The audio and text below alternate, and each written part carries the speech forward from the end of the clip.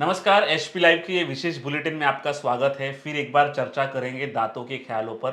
दांतों की सुरक्षा कैसे करनी चाहिए, दांतों की रक्षा कैसे करनी चाहिए, उसके लिए क्या स्टेप्स है, इस पूरे विषय पर चर्चा करने के लिए अपने साथ है डॉक्टर अजहर अली जी।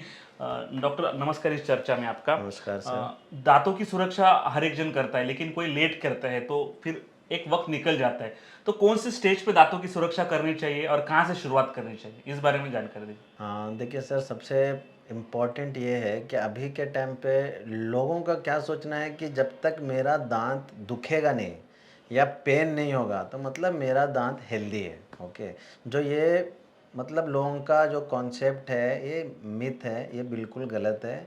देखिए, कोई भी चीज़ पहले तो हमको ये सोचना चाहिए, जैसा एक कहावत है, prevention is better than cure. Okay. कोई भी चीज़ को आप पहले से अगर ध्यान देंगे तो वो चीज़ें वर्स्ट सिचुएशन में नहीं जाएगा, वो पेन तक नहीं जाएगा। ओके।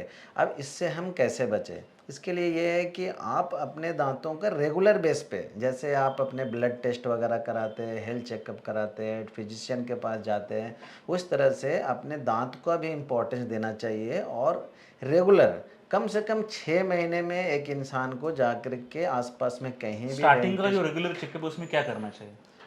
देखिए, रेगुलर चेकअप आप जब एक बार डेंटिस्ट के पास चले गए तो आपके दांतों का पूरा ध्यान देंगे और पूरा चेक करेंगे। और चेक करने के बाद ज़रूरत पड़ेगी तो एक्सरे लेंगे, रेडियोग्राफ्स लेंगे। एक्सरे लेने के बाद आपको बताएंगे कि कहाँ पे कुछ प्रॉब्लम है या नहीं है।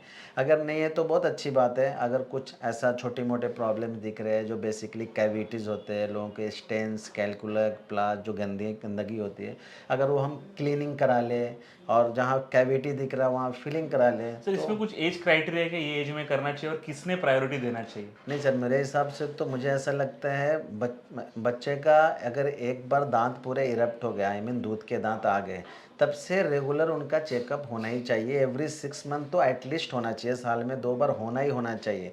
और यही रीज़न है कि मैं, बहुत सारे लोग मुझे बोलते हैं कि यार फ्री में क्यों डेंटल चेकअप करते हो। हमारा जो इंडियन डेंटल एसोसिएशन है वो भी क्या बोलते हैं कि आप रेगुलर चेकअप करो, लेकिन इंडिया में हर इंसान डरता है जाके क्लिनिक में चेकअप कराने का, जाऊंगा बिल बन जाएगा, ऐसा लोगों का कॉन्सेप्ट है। दैट इज़ द रीज़न कि योर वी केयर ने इनिशिएटिव लिया है कि आप फ्री में चेकअप करवाइए आकर के, ताकि कम से कम इसी बहाने आके चेकअप तो करवा सकते हो आप। तो मैं देखता हूँ बहुत सारे लोग एटलीस्ट चेकअप करवाते हैं, इलाज कराए नहीं कराए आके चेकअप कराते हैं, उनको पता चलता है कि ये प्रॉब्लम है तो बाद में आके उसको सही भी करवाते हैं। सर, यहाँ आने के पहले दांतों में से कौन सा दर्द, कहाँ दर्द हो सकता है कि वो इम्पोर्टेंट है दिखाने के लिए? मतलब कोई ठंडा पानी पीते तो दांत दर्द होता है, ऐसा कौन सा ये है, उसके लिए तुरंत आना चाहिए?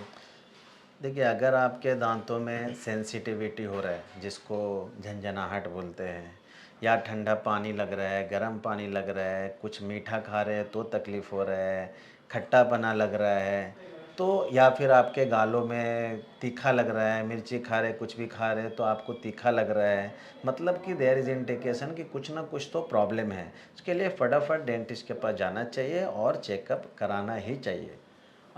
डॉक्टर अज़हर अली ने बहुत अच्छी जानकारी अपने को दी है कि अपन निग्लेक्ट करते हैं कि दांतों के लिए, लेकिन दांतों की सुरक्षा ही बहुत इंपॉर्टेंट है। टाइम पे अगर दांतों की जांच नहीं की तो आगे जाके यही दांत जो है कि और परेशानी बढ़ते हैं। इसलिए डॉक्टर वी केयर के सभी क्लिनिक में जो फ्री डेंटल चेकअप है, अगर उनका मीरा रोड में भी क्लिनिक है, वसई वेस्ट में है, नालासोपारा में है, तो यहाँ आइए और उनका फ्री चेकअप करिए। आरोग्य विषयक चर्चा में यहीं रुकेंगे, ऐसे ही अलग विषय पर फिर चर्चा करेंगे।